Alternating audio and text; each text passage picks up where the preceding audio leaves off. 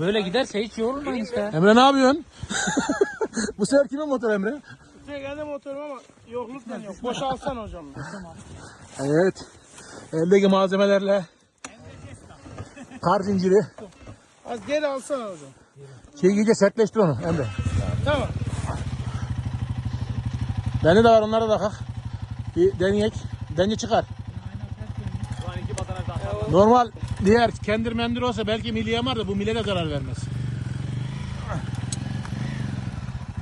Evet, deniyoruz. Birazdan bakacağız. Olacak mı?